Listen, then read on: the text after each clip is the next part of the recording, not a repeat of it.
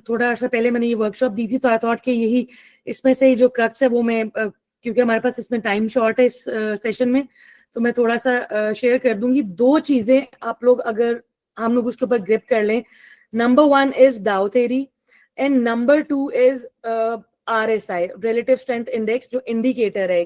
लेकिन RSI को unfortunately हम देखते गलत एंगल से हैं, वो हम लोग ज्यादातर उसको ओवरबॉट ओवरसोल्ड वगैरह के सेंस में देखते हैं, जबकि मेरे एंगल से अगर मैं कहूँ तो वो कॉन्सेप्ट, मैं उसको गलत भी नहीं कहूंगी, लेकिन उस कॉन्सेप्ट से ज्यादा बेहतर है कि हम उसको उसके वेलोसिटी के लिए देखें, यानी कि हम उसकी rate of change of price के हिसाब से देखें, तो that would be more helpful, हमें डिसीजन लेने में ज्यादा बेहतर है।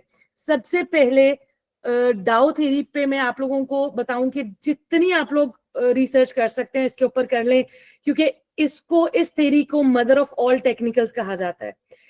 इसके बाहर कुछ भी नहीं है। अगर ये आप कर लें तो ट्रस्ट मी, आपको और किसी चीज की जरूरत नहीं है, इसके आगे सब इंडिकेटर्स भी फेल है। अच्छा जी, कोई सा भी हम चार्ट लगा लेते हैं, एयरलिंक ही लगा लेते हैं, रिसेंटली मैं इसी को देख रही थी। देखिए, जो ये चार्ट्स के ऊपर हम लोग जो कर रहे हैं, that is purely technical analysis. अच्छा, एक चीज और भी मैं इसमें आपको कॉन्सेप्ट क्लियर कर दूं, बेसिकली कि टेक्निकल एनालिसिस होता क्या है। बिल्कुल सिंपल वर्ड्स में, टेक्निकल एनालिसिस इज एक मैथडोलॉजी है, एक तरीकाकार है जिसकी हेल्प से आप किसी भी स्टॉक की, मार्केट की, स्टॉक की, आप एंट्री और एग्जिट पॉइंट डिग आउट कर सकते हो। Simple is that, this is as simple as ABC, कि आपको सिंपल बेस्ट एंट्री और एग्जिट पॉइंट मिलता है थ्रू टेक्निकल्स। एक और कॉन्सेप्ट यहाँ पर, बल्कि कॉन्सेप्ट नहीं, ये कहा जाता है कि जी टेक्निकल जो है वो बहुत शॉर्ट टर्म के लिए होते हैं। ऐसा कुछ भी नहीं है। टेक्निकल, मेरा ख्याल है, वो वाहिद चीज है जो कि मैं समझती हूँ कि शायद फंडामेंटल से एक स्टेप ऊपर है। मैं फंडामेंटल्स को बिल्कुल भी ये नहीं कह रही हूँ कि वो हेल्पफुल नहीं, डेफिनेटली उसकी एक अपनी इंपॉर्टेंस है, लेकिन टेक्निकल्स में मैं ये समझती हूँ कि आपको हर जो ट्रेडर का जो माइंडसेट है, फॉर एग्जांपल वो स्विंग ट्रेडर है, वो लॉन्ग टर्म इन्वेस्टर है, वो डे ट्रेडर है, वो स्कैल्पर है, वो जो भी है, टेक्निकल चार्ट्स आपको आपकी मर्जी के मुताबिक आपको ट्रेड दे सकते हैं। सो जिसको टेक्निकल समझ आ जाए, मैं समझती हूँ कि वो बड़े आराम से इस मार्केट में अच्छी एक हैंडसम अमाउंट कमा सकता है इसमें। अच्छा जी, सबसे पहले हम स्टार्ट करते हैं जो मैंने जिक्र किया है डाउ थ्योरी का।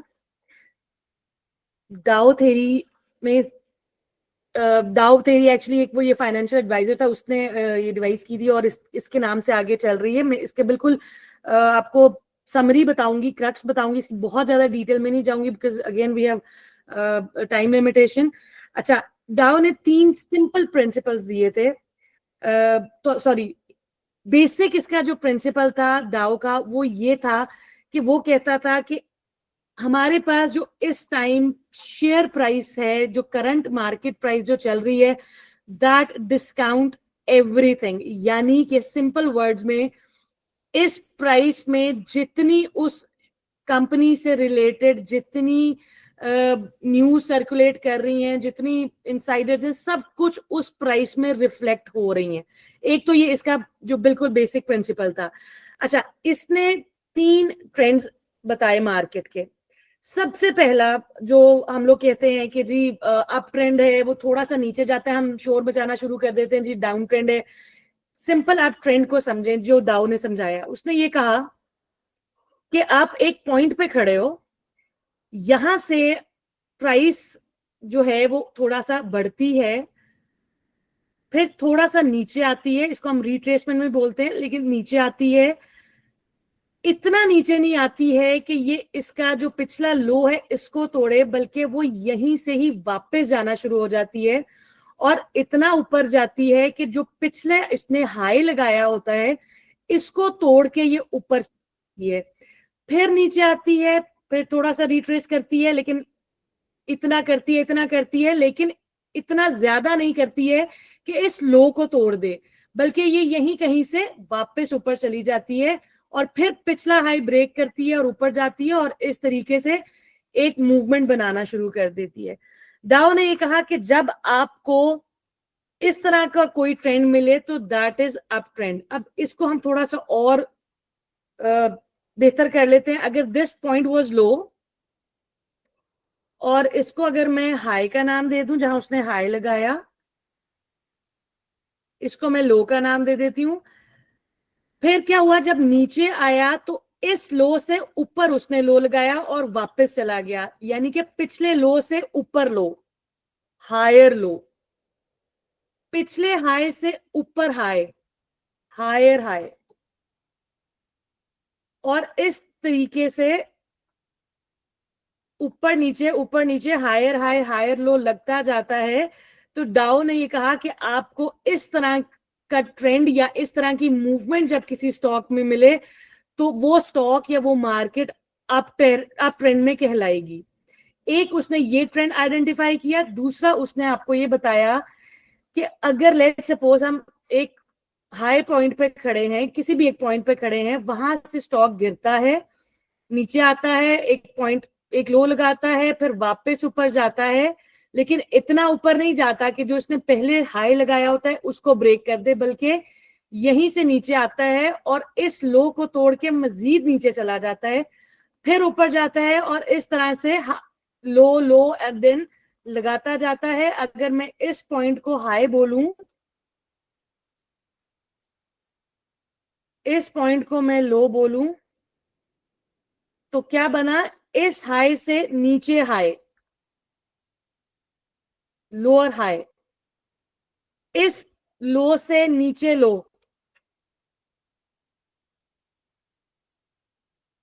लोअर लो। इस तरीके से जब आपको कोई स्टॉक मिलता है, सॉरी, कोई स्टॉक मिले, उसकी मूवमेंट मिले, तो उसको हम, इसने डाउन ने बोला डाउन ट्रेंड,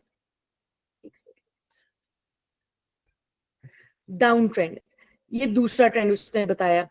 इसके अलावा एक ट्रेंड होता है, जब आपने सुना होगा कि हम लोग अक्सर कह रहे होते हैं जी मार्केट मूव नहीं कर रही है, एक रेंज में चल रही है, ना ऊपर जा रही है ना नीचे जा रही है।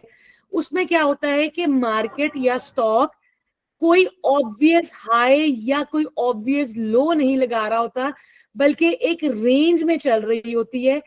इस रेंज को उसने बोला कि ये साइडवेज ट्रेंड है। ठीक, इस तरह के तीन ट्रेंड्स उसने बताए। अप ट्रेंड, जब अप ट्रेंड क्या है, series of higher high higher low is up trend, series of lower high lower low is down trend. और जब कोई ट्रेंड ऑब्वियस नहीं है, साइडवेज है, कभी वो हाई लगा रहा है, कभी वो लो लगाता है, कभी फिर वो नीचे आ जाता है, उसको इसने साइडवेज ट्रेंड का नाम दिया। ये एक वीकली चार्ट बना है, ठीक है, मैंने वीकली का इसमें खोला हुआ है। इसमें अगर आप ट्रेंड चेक करें तो मुझे क्लियरली नजर आ रहा है कि इसने हायर हाई लगाया, फिर हायर लो लगाया, फिर इसने हायर हाई लगाया, और यहां पर आकर, सॉरी, यहाँ इस पॉइंट पर आके यहाँ पर ये ग्रीन कैंडल्स बनाने लग गए।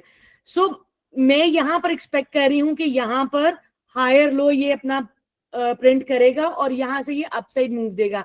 अच्छा, अब इसमें क्योंकि हम सारे टूल्स नहीं यहाँ पर पढ़ रहे हैं, तो otherwise we have so many tools के जिसकी मदद से हम ये भी चेक करते हैं कि हायर हाई के बाद कितनी कितने प्राइस तक, कितनी लिमिट तक वो अपना हायर लो प्रिंट करके रिवर्सल दे सकता है। सो वो एक बहुत आगे फिर चीजें चली जाएंगी। अच्छा, यहाँ पर ये बताना जरूरी है नए लोगों को कि ये आइडेंटिफाई करना क्यों जरूरी है। तो इस बारे में जो है जरा सा बताएं एमएम। ट्रेंड जब तक नहीं पता होगा तो हम हमारे लिए ट्रेड लेना जो है वो मुश्किल हो जाएगा। हम डाउन ट्रेंड में स्टॉक को पकड़ के फिर हम बैठे रहते हैं कि ये कब जाएगा। पता चलता है कि हमने यहाँ कहीं एंट्री ले ली है और वो स्टॉक नीचे से नीचे जाता जा रहा है। अगर हमें ट्रेंड का पता होगा कि भाई ये डाउन ट्रेंड है, तो फिर हम उस शायद उस ट्रेड में हम जाए ना। अगर हम लोग, ऑफ कोर्स हम लोग शॉर्ट नहीं करते हैं, तो हम उस साइड पर फिर जाएंगे नहीं। हम ट्राई करेंगे कि हमें कहीं पे हायर हाई हायर लो लगता हुआ ट्रेंड मिले, हम उसके अंदर एंट्री करें ताकि हम सेफ रहें और हम स्टक ना हो। इसलिए ये जानना जरूरी है कि ट्रेंड आपका कौन सा है। और इसमें एक और चीज ये कहा जाता है, कभी भी आप मार्केट के अगेंस्ट ना चलें। बिल्कुल मार्केट का जो भी ट्रेंड चल रहा है या प्राइस का जो भी ट्रेंड चल रहा है, आप उसके साथ चलें। या एग्जैक्टली तो बिल्कुल बहुत ही ज्यादा आप एक्सपीरियंस हैं और आपके पास और भी टूल्स हैं, जैसे एक शॉर्टिंग का होता है कि भाई आप ऊपर से बेच रहे हैं और फिर नीचे खरीदेंगे, वो बहुत से लोग नहीं अच्छा समझते उसको। तो हमेशा जो है ना मार्केट के साथ चल रहा है, स्पेशली जब आप नए हैं तो बहुत जरूरी है कि आप मार्केट ट्रेंड के साथ चलें। तो अगर आप टाइमली ट्रेंड फॉलो कर सकेंगे या आइडेंटिफाई कर सकेंगे तो उसमें जो है आप बेहतर ट्रेड ले सकते हैं।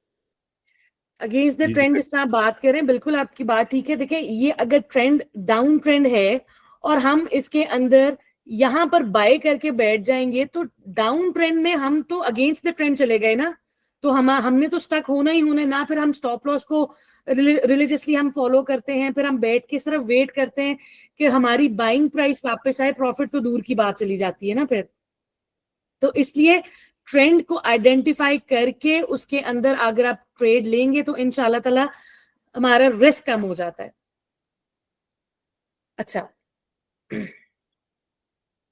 ओके, एक मेन चीज ये थी इसमें, अब जिस तरह मैंने आपको ये बताया कि यहां पर इसने हायर हाई लगाया, यहाँ इसने वीकली पे मैं बता रही हूँ, बड़ा टाइम फ्रेम है तो ये ना एक्सपेक्ट कीजिएगा कि सुबह ही यहाँ से पता नहीं कहाँ ये 200 पे चला जाएगा। मैं सिर्फ वीकली के ऊपर बता रही हूँ क्योंकि उसमें मुझे ट्रेंड बहुत प्यारा नजर आया था।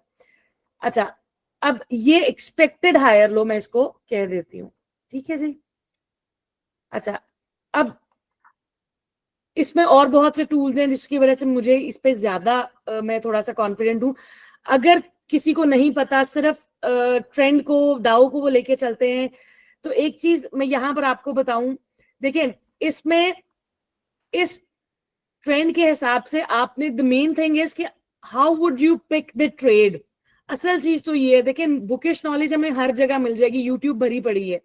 द पॉइंट इज कि how would you use Dow theory to pick up your trade. अब जब मैंने चार्ट ओपन किया, मेरे पास ये स्टेज है इस टाइम पे, ठीक है। हम वीकली पे मैं ट्रेड देती हूँ। अच्छा, अब मैं क्या करती हूँ, मैं कहती हूँ कि अच्छा अब ये नीचे जा रहा है, नीचे जा रहा है, मुझे लग रहा है कि जी इसने हायर हाई दो जबरदस्त से प्रिंट किए हैं और ये नीचे आके अच्छा खासा रिट्रेस हुआ और यहाँ पर इसने ग्रीन कैंडल भी बना दी है, तो मुझे इसके अंदर एंट्री लेनी चाहिए। जो मैं ट्रेड करती हूँ, जिस तरीके से मैं ट्रेड करती हूँ वो मैं आपको बता रही हूँ। अगर सिर्फ मुझे सिर्फ और सिर्फ डाउ थ्योरी की नॉलेज हो तो मैं क्या करूंगी कि मैं सिंपल हायर हाई के ब्रेक होने, क्रॉस करने का वेट करूंगी, ठीक है। जैसे ही हायर हाई ब्रेक करेगा, क्रॉस करेगा सॉरी, मैं यहां पर एंट्री अपनी ट्रिगर कर दूंगी और मैं स्टॉप लॉस अपना जो है हायर लो को रख दूंगी, ठीक है। अब एक तो ये है। अब दूसरी चीज क्या है कि भाई मुझे जिस तरह से मुझे अब कैंडल्स की थोड़ी बहुत समझ है, तो मैं क्या करूंगी, मैं अब बजाय हायर हाई पे एंट्री लेने के, मुझे पता है कि यहाँ पर इसने अप ट्रेंड में है स्टॉक, यहाँ पर इसने अपना हायर लो प्रिंट किया है, तो मैं यहाँ पर अपनी एंट्री ट्रिगर करूंगी।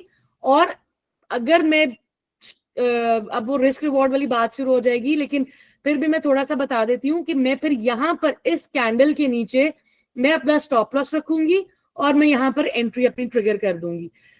दूसरी ऑप्शन मैंने आपको क्या बताई है कि आप हायर हाई का वेट करें ब्रेक होने का और फिर अपनी एंट्री आप ट्रिगर करें विद दिस स्टॉप लॉस, लेकिन ऑफ कोर्स यहाँ पर फिर आपका स्टॉप लॉस बहुत दूर हो जाता है। सो बेटर ऑप्शन इज कि आप हायर हाई हायर लो को ट्रेड करना है तो आप हायर लो के नीचे अपना स्टॉप लॉस रखें और यहाँ पर अपनी एंट्री आप ट्रिगर कर दें। इसलिए यहाँ हायर हाई क्या स्पेसिफाई कर रहा है? देखिए हायर हाई स्पेसिफाई कर रहा है कि जो प्राइस पहले थी ना, आप यहाँ देखिएगा, जो प्राइस पहले थी उससे न्यू प्राइस अब उससे हायर प्राइस पे चला गया स्टॉक। सिंपल वर्ड्स में मैं आपको कहूं तो पिछले हाई से नया हाई, जो प्रीवियस उसने हाई लगाया उससे नया हाई जो होगा, that we will call higher high. Okay okay, ठीक है। इसी तरह पिछले लो से ऊपर लो, सिंपल वर्ड्स में पिछले लो से ऊपर लो जो है that is higher low, from low to high. Okay okay, got it. इसमें जो हमने कॉन्सेप्ट और पढ़ना है क्योंकि उसमें वो है डाइवर्जेंस का। डाइवर्जेंस मैं अगर सिंपल वर्ड्स में मैं डाइवर्जेंस समझाने की कोशिश करूं तो फॉर एग्जांपल मैं आपको एक रियल टाइम एग्जांपल देती हूं। हम लोग मोटरवे पे जाते हैं, we go on speed of 120 kilometre per hour. अच्छा, अब 120 किलोमीटर पर आवर पे हम जा रहे हैं, जब हमने एग्जिट लेना है या हमने राइट लेफ्ट होना है तो हम अपनी स्पीड को स्लो करते हैं। अब स्पीड स्लो करने से क्या होगा, स्पीड स्लो करने से जो हमारे पीछे आ रहे हैं या हमारे जो राइट लेफ्ट होंगे उनको आइडिया होगा कि भाई इन्होंने अपनी स्पीड स्लो की है, सो देयर माइट बी आप कह लेंगे चेंज इन द पोजीशन, यानी कि ये अपना कुछ ना कुछ अपना जो जिस पेस पे ये जा रहे हैं ये स्लो डाउन हुए हैं, तो ये कुछ चेंज करना चाह रहे हैं, यहाँ से डाइवर्ट होना चाह रहे हैं, इधर इन्होंने एग्जिट होना है या इन्होंने अपनी लेन चेंज करनी है, कुछ भी करना है, तो वो उसके अकॉर्डिंगली अपनी स्पीड को एडजस्ट कर लेंगे। Same is the case with stocks. इसमें क्या होता है कि जब डाइवर्जेंस हमें स्टॉक्स के ऊपर मिलती है, किस तरह से मिलती है ये हम अभी देखते हैं। जब हमें स्टॉक्स पे नजर आती है तो इसका ये मतलब होता है कि एक स्टॉक जिस भी स्पीड पर जा रहा है, हमें वहां पर डाइवर्जेंस नजर आ जाए तो वहां पर हम थोड़ा सा होल्ड कर लेते हैं। अगर बाइंग करनी है, करने का सोच रहे हैं और हमें डाइवर्जेंस नजर आ रही है, हम होल्ड कर लेंगे। अगर हम सेलिंग करने का सोच रहे हैं, हमें डाइवर्जेंस नजर आ रही है, हम थोड़ा रुक जाएंगे। अच्छा, अब बाइंग और सेलिंग के पॉइंट ऑफ व्यू से अगर मैं बात करूं, बाइंग और सेलिंग में हम क्या करते हैं, इसको पहले हम ये समझते हैं कि डाइवर्जेंस हम कब बाइंग के लिए यूज करेंगे, कौन सी वाली, और कब सेलिंग के लिए यूज करेंगे। मेनली दो टाइप्स की डाइवर्जेंस है, bearish divergence and bullish divergence. अच्छा, बेयरिश डाइवर्जेंस क्या होती है वो के, और हम ये किस चीज के ऊपर हम निकालते हैं, डेफिनेटली हमें कोई ना कोई इंडिकेटर, कोई ना कोई टूल चाहिए होता है जिसकी हेल्प से हम इसको ट्रेस करते हैं। अच्छा, अब बेयरिश डाइवर्जेंस क्या होगी, बेयरिश डाइवर्जेंस ये होती है कि आपकी प्राइस, यहां पर मार्क कर देती हूँ, प्राइस एंड ऑसिलेटर कह लें या आप इंडिकेटर कह लें, जो भी आपने कहना है। ऑसिलेटर एक डायरेक्शन में जा रही है, ठीक है, प्राइस ऊपर जा रही है, लेकिन उसके ऑपोजिट जो ऑसिलेटर है या जो इंडिकेटर आप यूज कर रहे हैं डाइवर्जेंस कैलकुलेट करने के लिए या ट्रेस करने के लिए, वो उसके ऑपोजिट डायरेक्शन में जा रहा है। This is your bearish divergence. इसके ऑपोजिट बुलिश डाइवर्जेंस क्या होती है कि आपकी प्राइस गिर रही है और ऑसिलेटर जो है वो क्या कह रहा है, वो कह रहा है कि भाई अब मैं इससे ज्यादा नहीं गिर सकता, so I have to move back. तो वहां से फिर क्या होता है कि प्राइस वापस चलने लग पड़ती है। अच्छा, अब इसके आगे भी कुछ फर्दर भी हैं हिडन बुलिश और हिडन बेयरिश, पर उसमें उसकी डेप्थ में भी हम जाने की जरूरत नहीं है, इसको हम फिलहाल देखते हैं स्टॉक्स के ऊपर। और अभी रियल टाइम एग्जांपल जो है कि ऐसे 100 पे मैं आपको दिखाती हूँ। ये देखिएगा, यहां से आपका इंडेक्स जो है न्यू हाई लगा रहा है, ठीक है, मैं इसको इस तरीके से कर दूं, न्यू हाई लगा रहे हैं। बट बिल्कुल इसके ऑपोजिट अगर आप आरएसआई को देखें, जो हमने इंडिकेटर्स में से लगाया है, आरएसआई को देखें तो ये न्यू हाई नहीं लगा रहा, इसने न्यू हाई लगाना छोड़ दिया, यानी कि इंडेक्स ऊपर जा रहा है और आरएसआई नीचे जा रही है, तो दोनों सिंक नहीं है, दोनों में डाइवर्जेंस आ गई।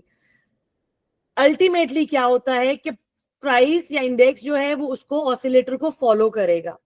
यूजुअली ऐसे होता है, जरूरी नहीं है हर दफा डाइवर्जेंस प्ले हो, but majority times divergence play होती है। सो आप ये देखें, अब जिसने यहां पर एंट्री लेनी होगी, या हम जैसे लोग बहुत, लेट्स सपोज हम कहते हैं जी बहुत बुलिश है मार्केट, बहुत बुलिश है, तो जो लोग डाइवर्जेंस को प्ले करते हैं वो क्या करेंगे, वो अभी यहां पर होल्ड कर लेंगे, वो कहेंगे कि भी अभी फ्रेश एंट्री नहीं बनती है। क्यों? क्योंकि आरएसआई पे डाइवर्जेंस बन चुकी हुई है, सो पॉसिबिलिटी इज देयर कि इंडेक्स यहां से अब नीचे गिरेगा, ठीक है। This is bearish divergence. इसके रिवर्स जो है, ऑपोजिट जो है, वो बुलिश डाइवर्जेंस होती है, वो भी हम यहाँ कहीं ढूंढ लेते हैं। कुछ भी अगर मेरे से पहले आपको नजर आए तो प्लीज बताइएगा। जी जी नजर आता तो बताता हूँ। मुझे इस एक स्टॉक में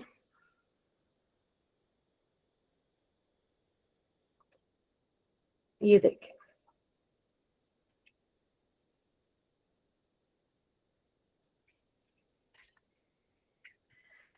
यहां से इंडेक्स गिरा और बिल्कुल इसके ऑपोजिट, इसके बिल्कुल डाउन लेन में आप देखें RSI अपसाइड जा रहा है। सो यहां पर जो लोग बहुत ज्यादा बेयरिश थे, वो जिनको डाइवर्जेंस का आइडिया था, उनको एक होप नजर आई कि भाई डाइवर्जेंस, बुलिश डाइवर्जेंस क्रिएट हो रही है, इंडेक्स तो गिर रहा है लेकिन RSI अपसाइड मूव दे रहा है, so there is a chance कि यहां से इंडेक्स बढ़ना शुरू हो जाए, एंड इट एक्चुअली हैपेंड। ये तो हमने हिस्टोरिकल आपको डेटा पे बताया, ये आपको रियल टाइम बताया कि जो अभी इवन मैं खुद भी इसको देख रही हूं कि भाई यहां से जब तक आपका प्रीवियस हाई ब्रेक नहीं होता, वही चीज जो हमने डाउ थ्योरी में पढ़ी है कि जब तक प्रीवियस हाई ब्रेक नहीं होता तब तक हम इसके अंदर फर्दर बुलिश नहीं होंगे। क्यों? क्योंकि इसमें बेयरिश डाइवर्जेंस बन चुकी हुई है। ये डाइवर्जेंस से रिलेटेड।